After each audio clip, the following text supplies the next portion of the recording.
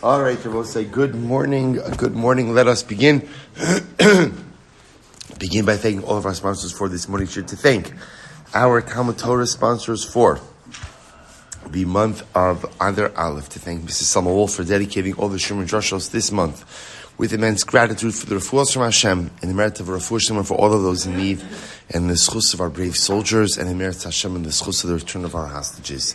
The Schwarzbaum Family in memory of Rabbi Aaron Schwarzbaum, Aharon Yosef, Ben Meir, Zechus, the Ziv, Lavine, and Behrman Families, in memory of Mr. William Ziv, Zev Shmuel, Ben Yisroel, and the zchus, the aliya Neshama, Staff Sergeant Rotem Shachar Hadar, who fell in battle yesterday. We dedicate, and another dedication that came in this morning, a really beautiful dedication, Dena Lieblich In, gratitude to Hashem for the safe return of her son Aharon Daniel ben from Dina and his pluga from Gaza.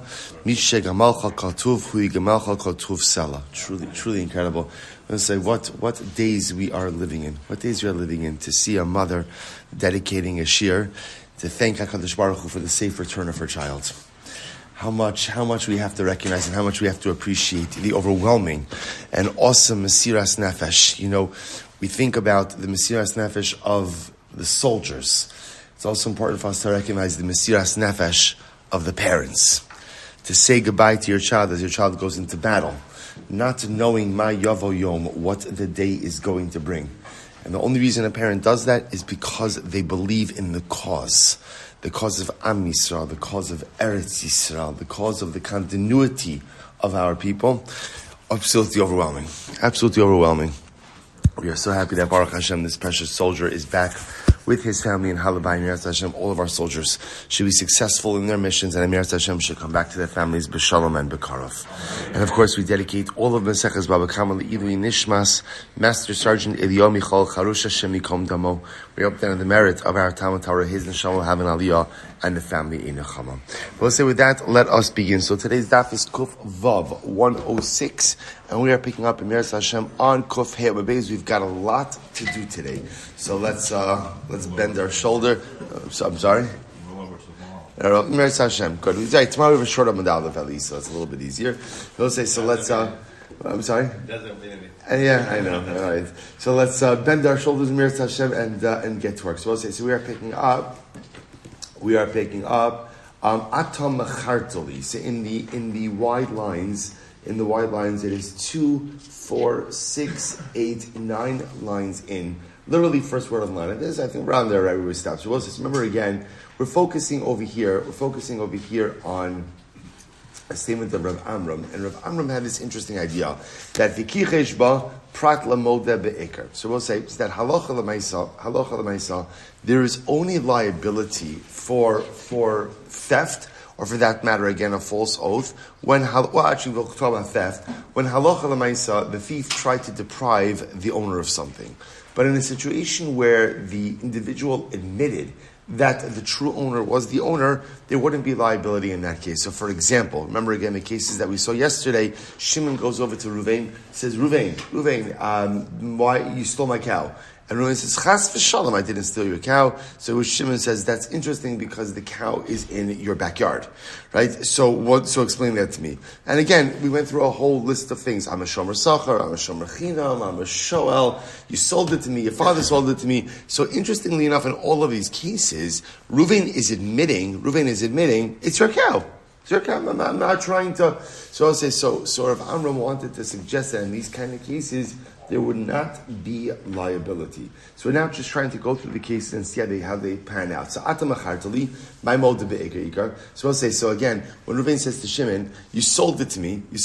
So I don't know, that sounds like Reuven is trying to retain ownership. So ultimately, again, what mode be'ikar? How is that a case where Reuven is admitting that Shimon is the owner? So the Gemara says, lo tzricha da'amale lo nasati l'chadami shakel tu sivzil. It's where Reuven says, you know what, you sold it to me, but I realized I never paid for it. Right? Interesting how confrontation jogs your memory a little bit, right? So in other words, I realized I never paid for it. Here, take it back. All right. You gave it to me. Your father gave it to me. So we'll say, what admission is there by Ruvain? that Shimon is the owner. Because the truth is, you gave it to me on the condition that I would do something for you. And I realized, ultimately I never did anything good for you. Shakil torcha v'zil. Take your cow, take your ox, and go. All right, so I'll say, what about in the case where Ruvain claims? We'll say this is another one of the claims. Ruvain claims that I found your cow wandering around, so I brought it home with me. Why can't Shimon say, Lema ibaylecha la'adure? Okay.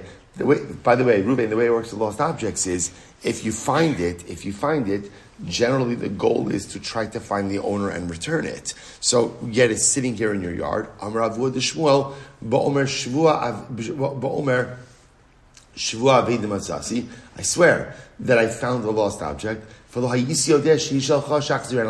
didn't know it was yours.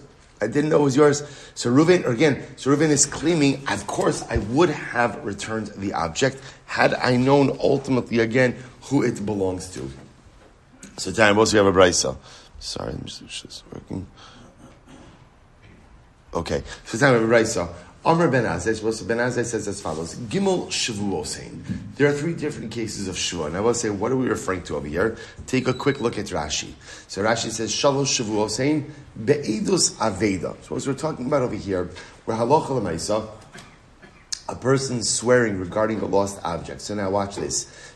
I'm reading Rashi. Sheshbia es ha'ed im ra'isa es avedasi va'amar lo v'achar kach choda. So we'll say, here's the case. Shimon goes over to Ruvain. Shimon says, Ruvain, I lost my object. I'm pretty sure that you have information about it. And Ruvain responds, I don't. Shimon makes him take a shvuah. And Ruvain swears that he has no information regarding a lost object. Then what happens? He admits that he does. So I'll say, this is kind of like almost like a type of shvuah sa'idos type of situation where halacha l'maisa, someone could impose a shvuah upon you that you have information.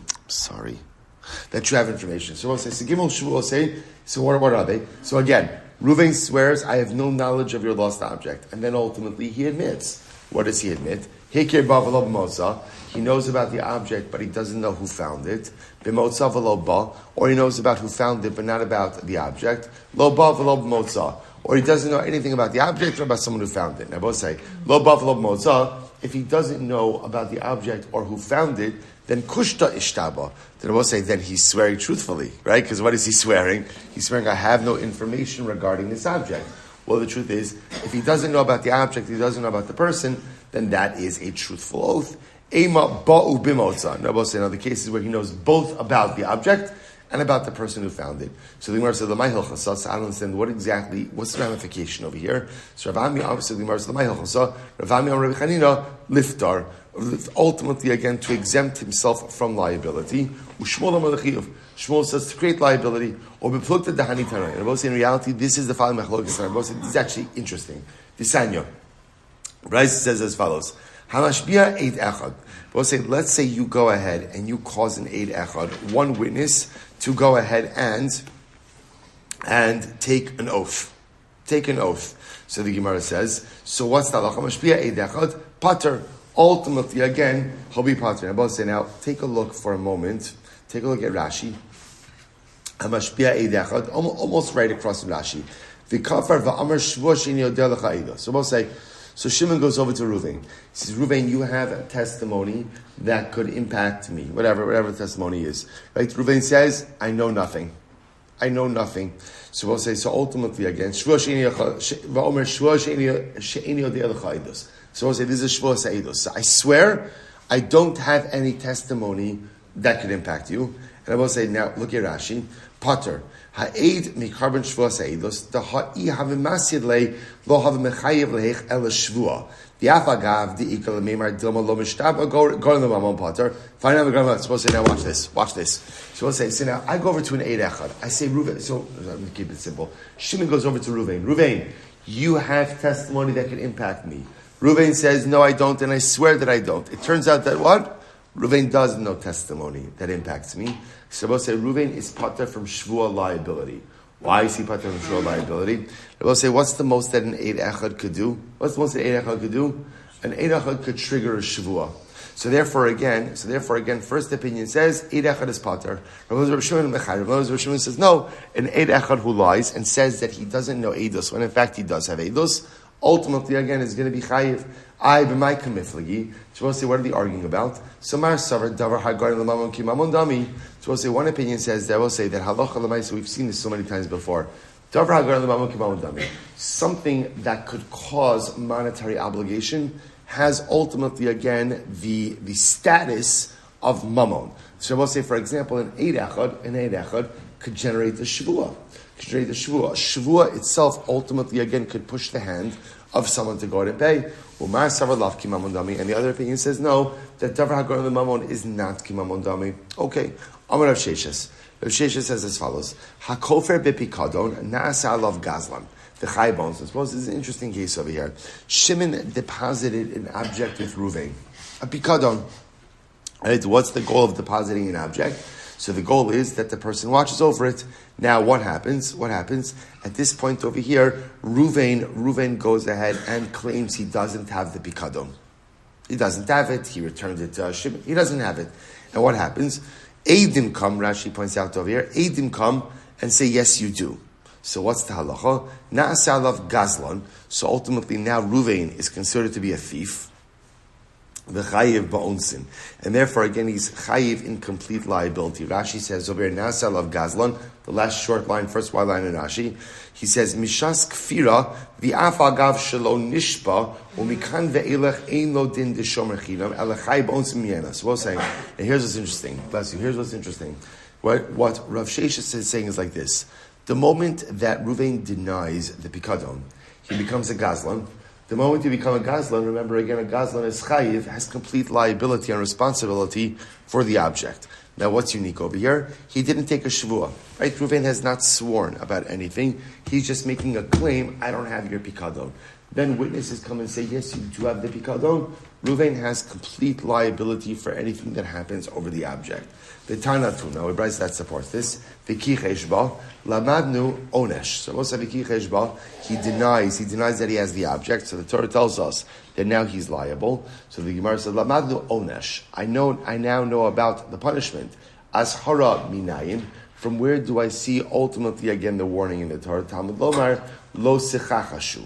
My love, the onesh malon, is that not coming to teach me financial responsibility? Lo, the onesh shvuah. Rabbi says it's going to teach me responsibility, ultimately again, that halacha l'maisa, if he swears falsely.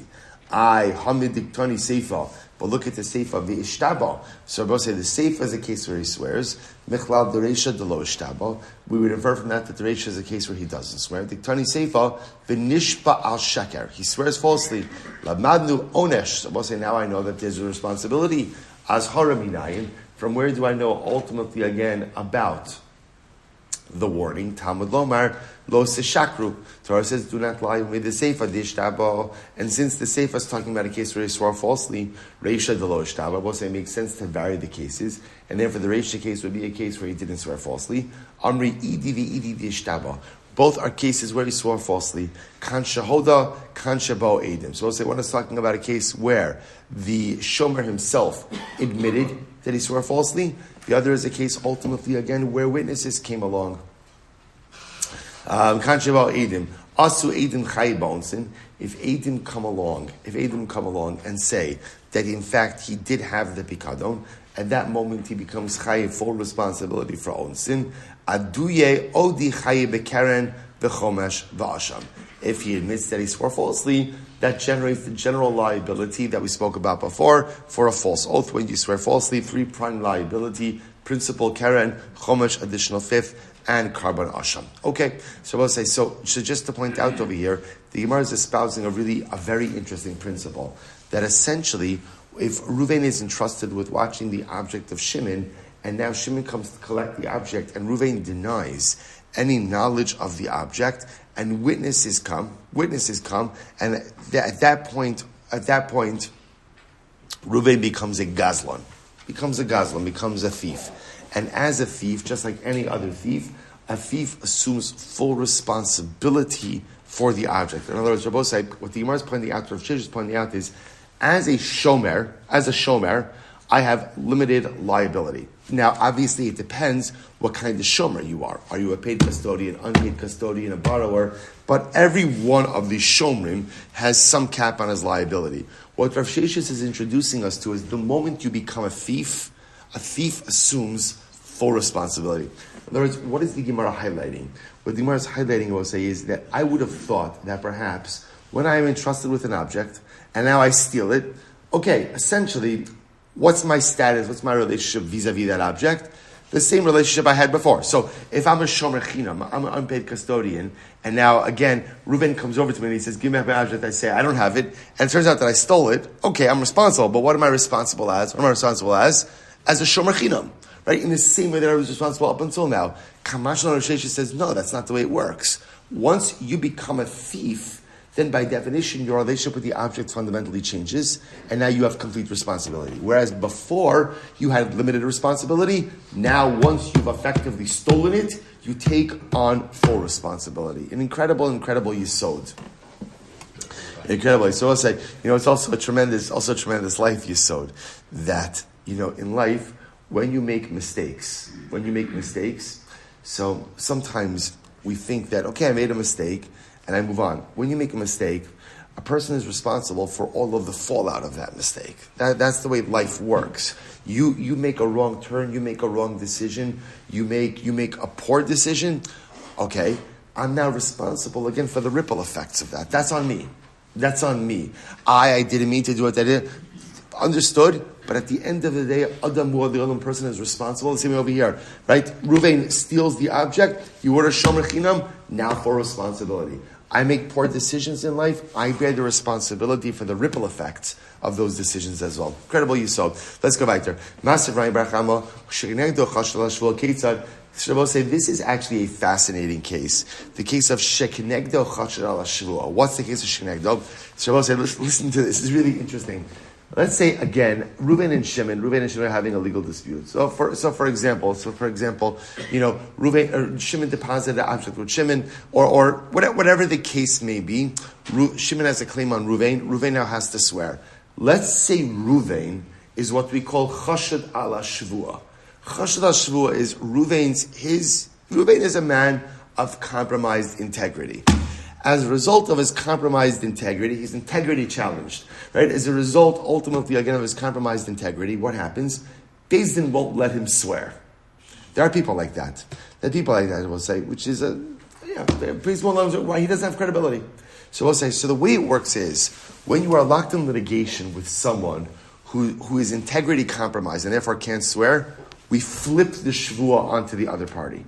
Which actually is a benefit. So now Shimon is in a legal dispute. If you look at Rashi, by the way, look at Rashi. It's 6 lines up from the bottom. Maseches Shavuos.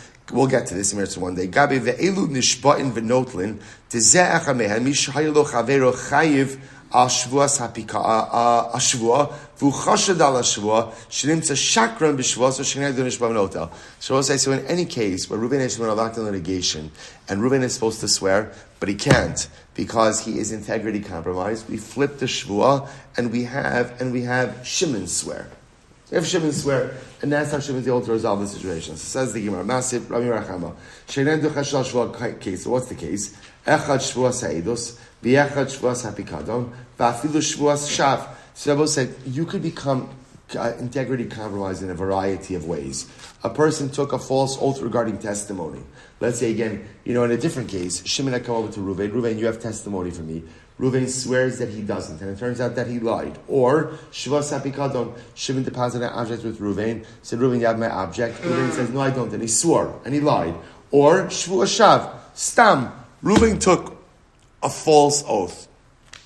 Reuven swore that table is a coffee maker. That's a shvua shav.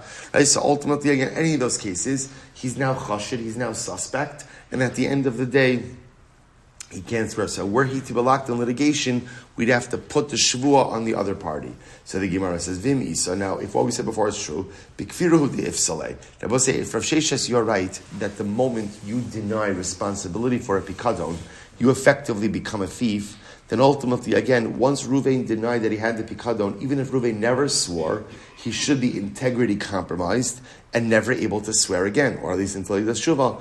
What's the case over here? No. When Reuven went ahead and he said that he didn't have the pikadon, he wasn't really trying to steal. What was he doing? The animal itself was in the marsh. Ba'agam. It was in the marsh, in the swamps. The lav kfirahu, he wasn't really trying to steal the object. So what was he doing? He was going to give back the object, but because it was far away, he wanted to buy himself some time. Right? So his intention was to go ahead and collect the animal from the swamp and get it back to Shimon. The only reason he claimed that he didn't have it was to buy himself some time. So listen to this case. If you deny a loan, you deny that you owe someone money, that doesn't make your integrity compromised. Wow, right? So I go over to Reuven and say, Reuven, you owe me $10,000. Reuven says, no, I don't.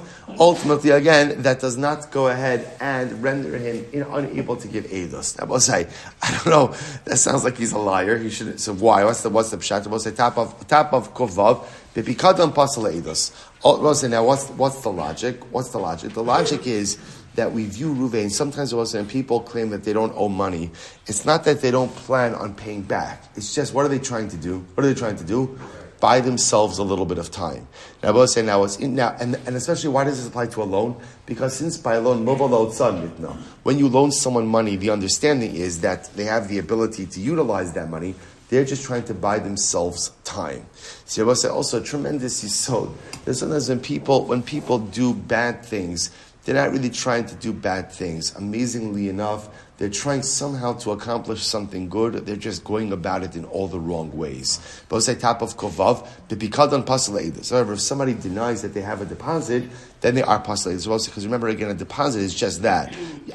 What's my job with a deposit? To just watch it. What's not my job in a deposit? To use it. So therefore, again, my goal is to watch it and to give it back. Therefore, if you deny a deposit, ultimately, again, you are pasal eidos. V'amar Ilfa said, shvua kona. I will say, but Ilfa said that Allah, so once I go ahead and I swear falsely, right, I acquire the object for liability purposes. Shvua hidekanya. It's only a shvua ultimately that acquires the object. For you, aval kfira lo. But I will say, but again, denying that you owe it does not. So what's the case over here? Achanami, the kaima ba'agam, where the object in question again is in a faraway place, and therefore I'm just trying to buy myself time. When I deny the object, I'm not really trying to steal it.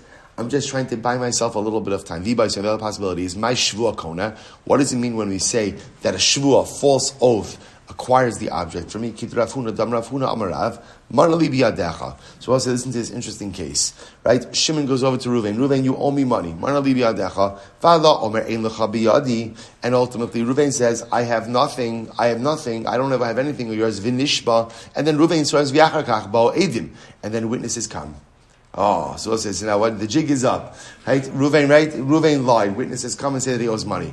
Listen to this. Potter. What? Potter. Reuven's going to be Potter. Why? This is incredible. Sheleima, v'lakach ba'alav v'lo yishalim.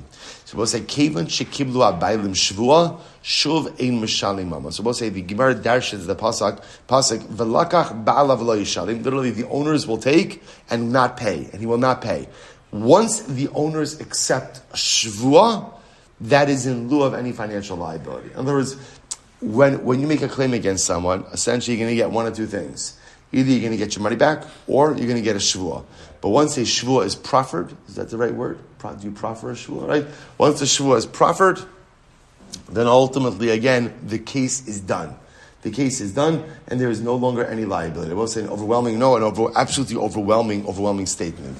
So I'll say, so there are two things coming out over here. So first of all, I'll say, just keep in mind the statement of Rav Sheshes, right? This whole thing began with Rav Sheshes, is really quite amazing. And Rav Sheshes tells us that once a person is kofer bepikadon, right? Once a person ultimately, again, says, I don't have the pikadon, he becomes a gazlan. Now, what's the impact? Now, that doesn't sound like such a great chiddush, right? Okay, right. Reuven's denying that he has Shimon's object. So what else is he? He's not a good guy, right? So therefore, again, he's got to be a gazlan. The chiddush that Rav Sheshes is introducing is that even without a shvua to that effect, he becomes a gazlan, and therefore, as a gazlan, he has complete responsibility over the object. So no matter what his relationship to the object was before Shomer Chinam, Shomer Sachar, Shoel, you now change the playing field. You now you stole it. Once you stole it, you now become responsible like a thief, which is complete liability, complete responsibility, even without the shvuah. Okay? The other statement now is a statement of Rav. So the two major halachic statements. The other statement of Rav, which is that ultimately, again, if Ruvain, Shimon deposited money with Ruvain, comes to get his pikada back from Ruvain. Ruvain says, I don't know what you're talking about, I don't have your object, or I return your object, whatever it is. And he swears to that effect. He swears to that. Now I'll say this is not a case of admission after the fact. He swears. Witnesses come and say, Ruvain, Shimon did give you a pikadon. So we'll say, what is the halacha in that case? Rav says, case is closed. Case is closed. Once Ruvain went ahead and, in other words, the owners either get the pikadon or a shvuah. And once you get the shvuah, that's it. There's no more liability after that. Shuvain Mishalim Maman. So we'll say, let's analyze that a little bit more. So Gufa Amrav Huna Amarav, Manali Biyadecha. Shimon goes to Ruvain, you owe me money. Va'alo Omer Ein Lecha Biyadi Klum. Ruvain says, I have nothing of yours, Vinishpa. And Ruvain swears to that effect. Ubo Edim. So I'll say, remember again, beforehand we were talking about cases, our Mishnah was talking about cases of Hoda, where Ruvain swore falsely and then admitted. Remember, in these cases, there's no Hoda. There's no Hoda. Ruvain swears falsely and witnesses come afterwards. Uba Edim, Potter. Ruvain's going to be Potter. Why? Shneimar Velakach Ba'alav Velo Yishalim. The owner has received it and it will not pay. Kevan Shekiblu Bailim Shvua. Once the owners receive a Shvua, Shuv Ein Mishalmin Mammon. Ruvain is no longer obligated to pay any money. We'll say an incredible, what an incredible idea.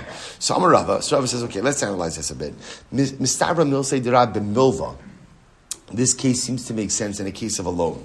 Because we will say by a loan, remember again, the principal concept by a loan is milva lahotsan nitna. That a loan itself, when you loan someone money, that loan becomes the property of the borrower. It really becomes his. The Gemara says, aval pikadon birshusei demarikai. But this concept should not apply. So we'll say, so in other words, with a loan, the loan money becomes the property of the borrower, and then when he swears, that frees him from liability to pay back. However, pikadon, I will say, pikadon b'shusei demarikai, but a pikadon, I will say, forever remains. The whole thing of a deposit is essentially, I'm giving something to someone to watch for me. But at no point in time is there any relinquishment of ownership. See, I will say, you hear the distinction? When you lend someone money, that money is theirs. That money is theirs. They can do whatever they want with it. I don't have any ownership over that money. What I'm entitled to is repayment at a certain date. So therefore, I can hear the logic that says, therefore, when Shimon goes over to Ruvain, give me back my money, Ruvain says, I don't have your money, or you never lent me money. And he swears, so you either get an oath or you get your money. Those are the two things. So therefore, by taking the oath, he exempts himself from repayment. But Lamaisa, when it comes to Pikadon remains the property of the owner the entire time. I never give up ownership over my Pikadon. I'm giving it to someone to watch. But even when he's watching it, it's mine. So why should an oath exempt Ruvain from having to pay back the object? To which the Gemara says, "Valokim." So Rabbi said, "By God, it's like a shvuah. Valokim, Amarav afilu pipikadon." But Rav said no. Rav said this concept applies even by pikadon, which is pretty amazing. The chi kasiv kra pipikadon ksiv. Because interestingly enough, the pasuk itself is written in the context of pikadon. So it's a very interesting problem we have over here. So Yosef Rav Nachman, they come with the Hashmaita. So Rav Nachman was sitting and saying over this ruling, Isvei Rav Acha Bar Mimi the Rav Nachman. Rav Acha Bar Mimi heard this, and he raised the following kasha. Listen to this. Heichan pikdoni. So where is my pikadon? Shimon goes over to Ruvain, give me back my pikadon. Right, where is my pikadon? First wide line. Amar le avad. Ruvain says, I'm so sorry it was lost. Sorry for your loss. Amar mashpiachani. So Shimon says, okay, let's just take a shvuah on this, right? I adjure you to go ahead and swear that you lost, that the object was lost. I will say, now remember again, depending on the type of shomer that Ruvain is, so loss could be a valid claim of exemption. So Mashiach Amar Amen, and Ruvain says, yeah, Yeah, I swear. So what happened? Also sha'achlo. So I'm saying, what happens? Witnesses show up and they say, no, the sheep wasn't lost. Reuven just had a fantastic dinner, right? So the sheep was not lost at all. So the Gemara says, so what's the halacha? Ultimately, again, Reuven has to pay back principal. Hoda me'atzmo. What happens if Reuven admits of his own volition that he ate the animal? Then what's the halacha? Karen v'chomesh v'asham.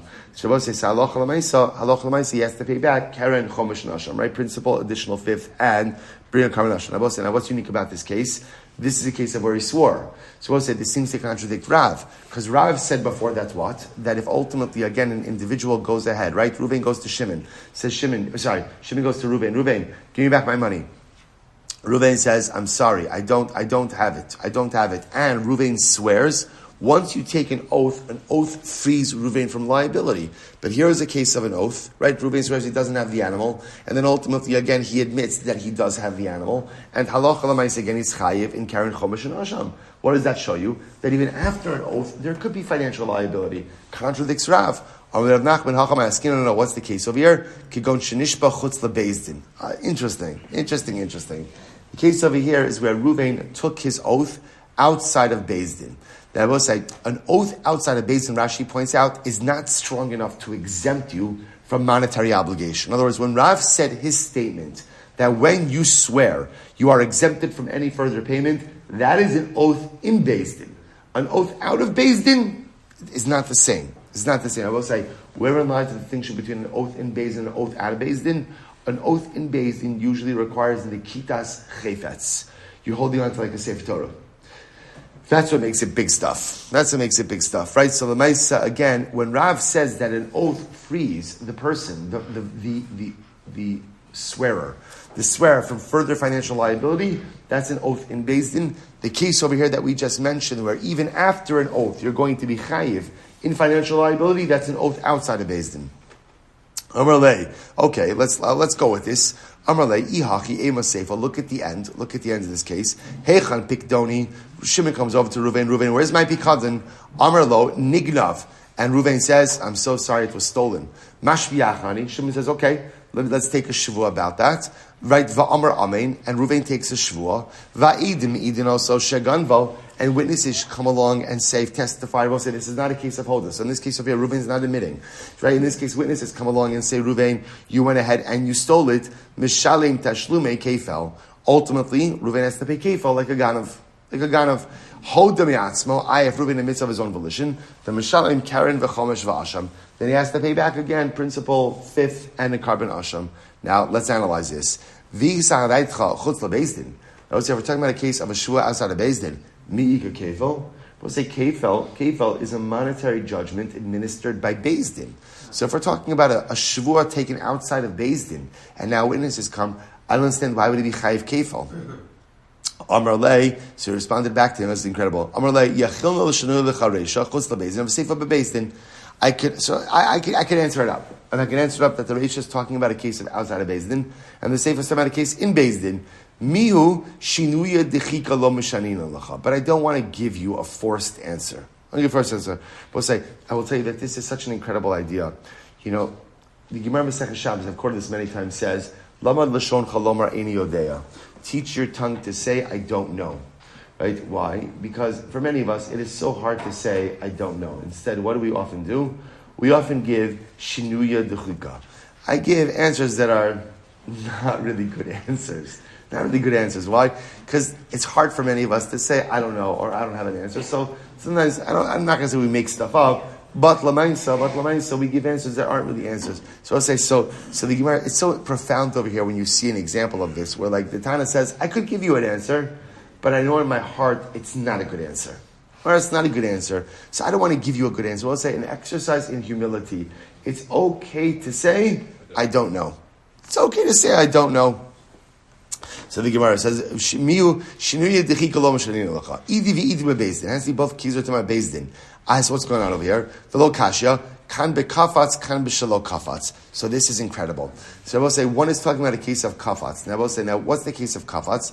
Kafatz, I will say, is where the plaintiff essentially springs into action and adjures the defendant before Beis Din has a chance to do so. If you look at Rashi, Rashi says over here,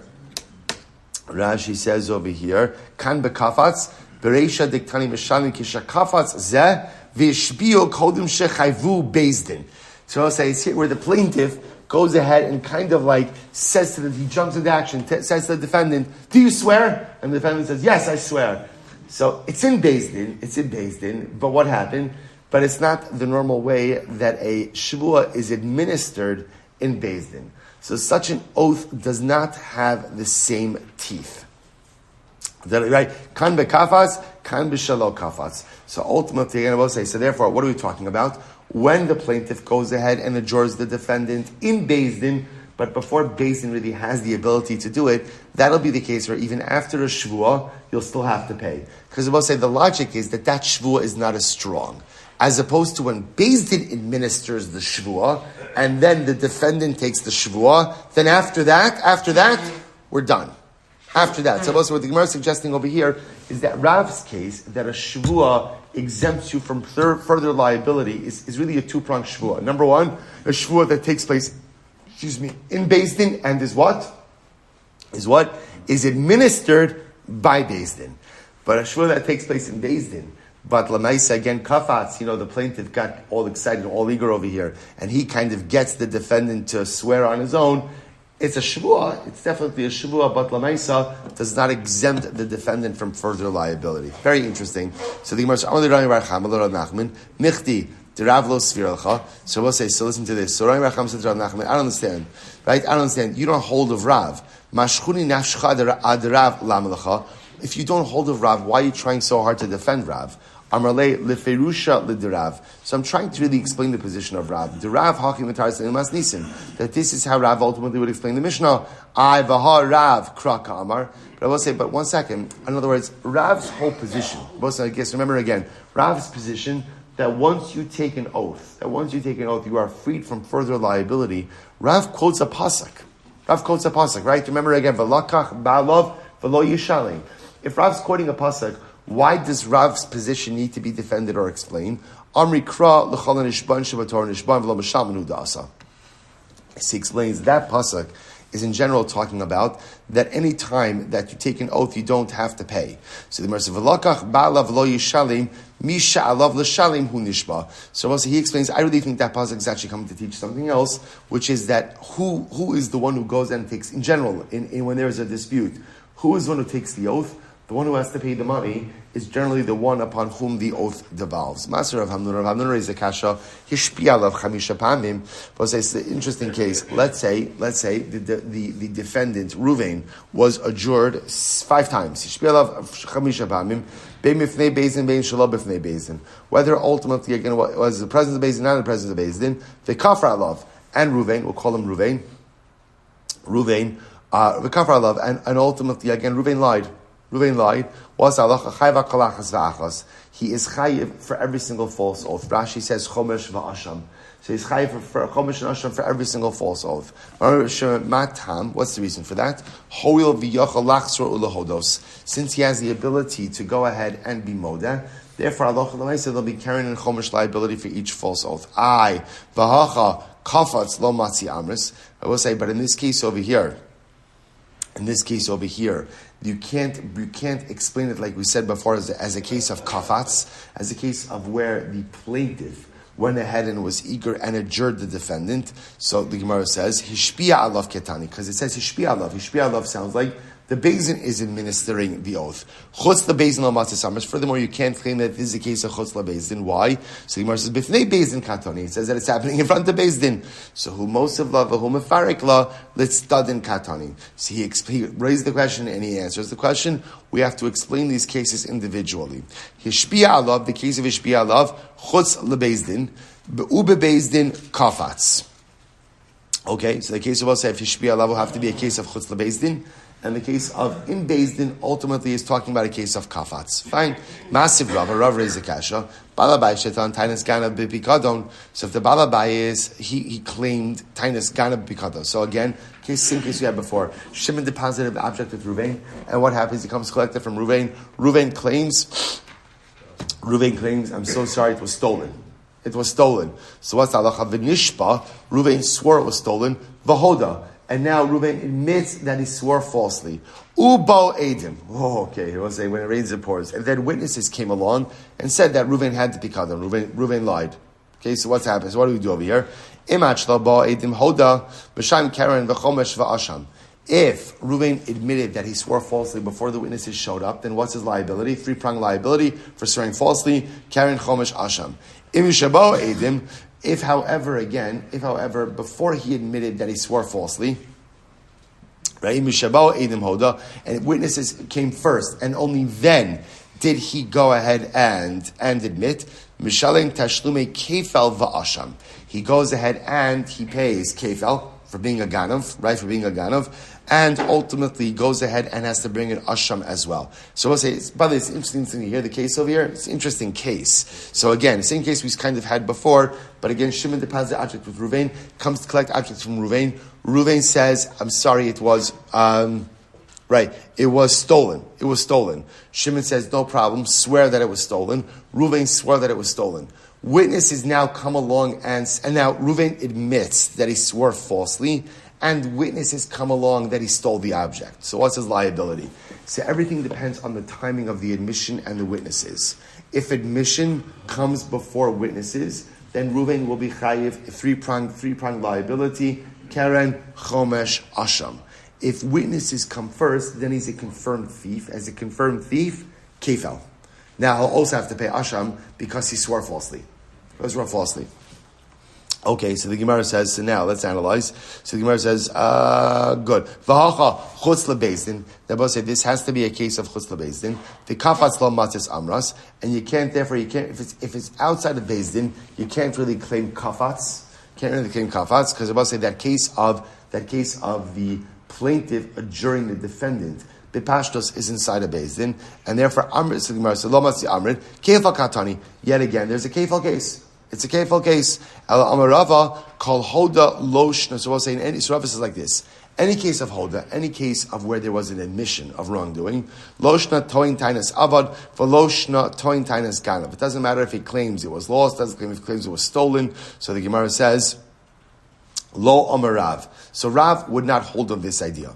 But I was about to say, Rav's principle that once you swear you no longer have to pay, so the Gemara is suggesting over here doesn't apply. Even Rav would agree that it doesn't apply in a case where he's claiming that it was lost or it was stolen. Dehak siv v'hisvada, because the pasuk in that case says he admitted debai shalume karen v'chomesh, because you have to pay karen and chomesh. So toin tainas ganav ba'edim nami lo amarav. So Rav would also not make his claim in the case of toin tainas ganav, where Reuven claims that the object was stolen, and then witnesses came that that's not true. Dehak siv tashlume kefal, because we'll say that's the case of kefal. So ki ka'amar. So when does Rav say his case? Kigon shetan tainas avad v'nishba. In a case, for example, where Reuven claims the object was lost, he swore that it was lost. He did not admit that he swore falsely, and then witnesses come. That's the case where Rav says that since he swore already, he is freed from any liability. Azor Rav Gamda, V'amar l'shmaite kamei Rav Ashi. So Rav Gamda came along, took this position, said for Rav Ashi. Amar lei, hashta, Umar Rav Hamnuna Talmidei de Rav, v'yada de Amar Rav Hoda, v'kamosif Hoda. So I'll say Rav Hamnuna, who is the Talmud of Rav, and ultimately again, he knows about the position of Rav, and yet he answers ultimately again in the case of Hoda, v'at amrit, Hoda lo, and you're claiming that Rav's position, right? Even in the case of Hoda doesn't apply. Va'at amrat Hoda lo Amar Rav. That in the case of where he admits it, Rav's position doesn't apply. It doesn't make any sense. His own Talmud is saying it does. This was Rav Hamnuna's problem. We'll say Amud Beis. Ultimately, again, if you say in a case where he swore ki asu eidim mechayvu, and then when witnesses come, he's going to be liable. That's why we all go ahead and we obligate him in a carbon for the latter shvuah, since he has the ability to admit that he owes. But But if you say that even when witnesses come, he's going to be pater, is there such a case? I will say where we would say that if witnesses come and go and testify about him, that he would be exempt from payment. So he's going to be pater on payment, but we're going to create carbonic liability for the shvuah. That doesn't make any sense. Since he has the ability in the future to go ahead and admit, hashta miha lo odi. At the end of the day here, he has not yet admitted any kind of liability. So we'll say, so what we are left with over here, interestingly enough, is a statement of Rabbi say, this entire Amud Aleph was devoted ultimately to defining the parameters ultimately of the statement of Rav. What did Rav teach us? Rav said, Shimon goes over to Ruvain, right? Shimon deposited an object to Ruvain. Ruvain, give me back my pikadon, right? Or I should say, I take that back. It doesn't have to be a pikadon, right? It's that Ruvain, right? Shimon lent money to Ruvain. Ruvain, give me back my money. Ruvain says, what's Ruvain's claim? Ruvain says, I don't have anything of yours, and Ruvain swears to that effect. And then what happens? Witnesses come and say, Ruvain, you lied. What's the halacha? The halacha is Ruvain is pater. Now I will say, why is Ruvain pater? Ruvain is pater because at the end of the day, he, so to speak, when Shimon asks for repayment, Shimon is entitled to one of two things, either money or a shvuah. Once Ruvain proffered up the shvuah, we are done. The machlokes ultimately for the rest of the daf are really the parameters in terms of when that halacha actually applies. But I will say that is the position of Rav. We'll see about the halacha l'maisa in that case. So I will say, so right now we're up to two dramatic nuggets of halacha l'maisa. One, the statement of Rav Sheshes, that when Ruvain has a pikadon, and ultimately Ruvain goes ahead and is kofer, says, I don't have the pikadon, or I gave you back the pikadon, and then what happens? And then he swears, v'nishba alov. I'm sorry, even not v'nishba alov. Right? Ruvain goes ahead and he says, I don't have the pikadon. He becomes a gazlan, and therefore is chayiv and owns him. Whatever his relationship with the object was before, it doesn't really matter. Now he is chayiv for everything. That's halacha nugget number one, Rav Sheshes. Halacha nugget number two is Rav. Shimon goes over to Ruvain, give me back the money you owe me. Ruvain says, I don't have anything, and he swears. The moment he proffers up the shvuah, he is no longer obligated to pay money. Those are the two pieces we're operating with right now. Let's go weiter. Says if a person claims ultimately, so again, Shimon deposited an object with Ruvain. Ruvain claims, I don't have it anymore. It was stolen.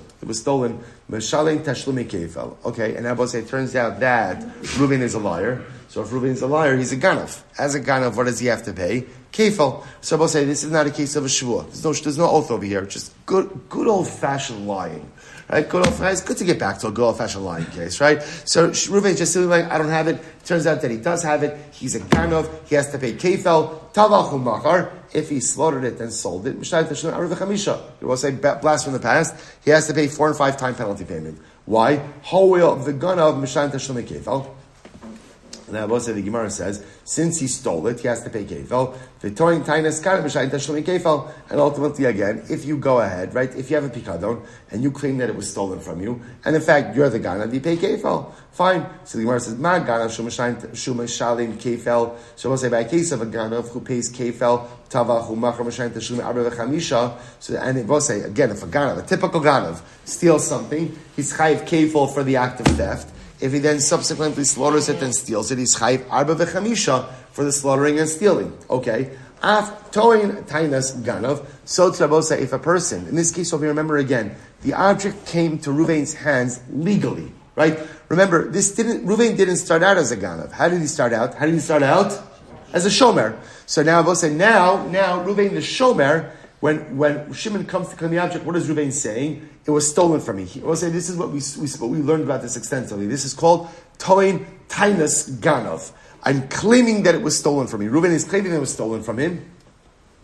So the Gemara says, Af toin tainas ganav bepikadon. So too again, when Ruvain claims that the pikadon was stolen from him, he pays kefal. So remember again, he's claiming that it was stolen from him. Now it turns out that he lied, right? It wasn't stolen from him. So he pays kefal for the act of theft.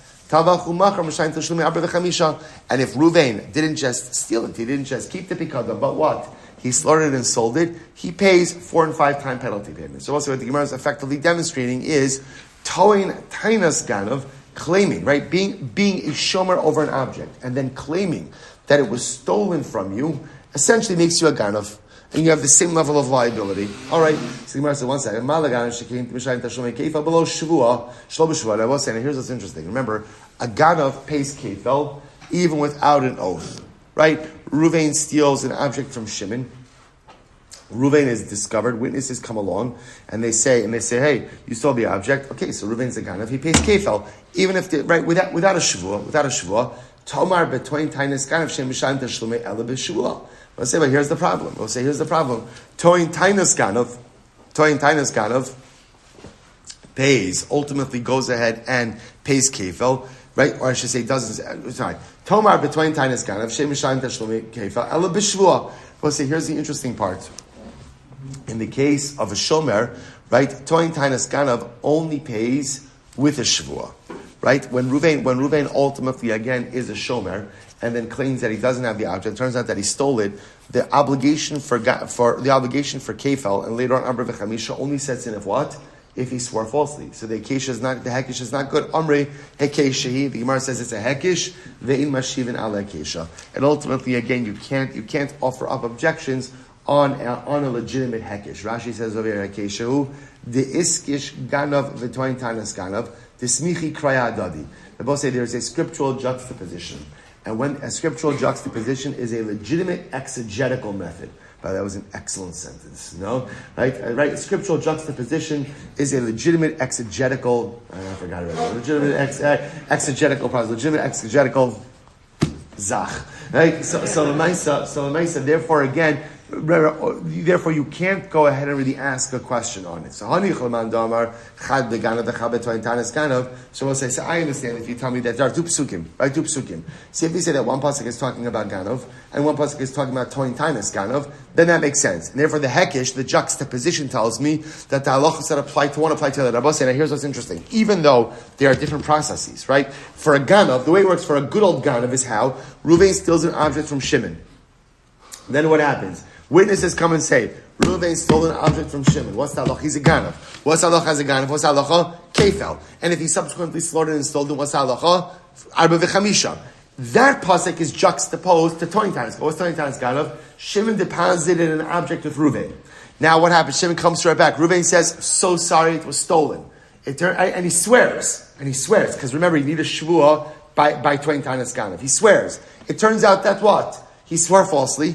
Witnesses come along and say, Ruvain stole it. What's the halacha? Now Ruvain's a ganav.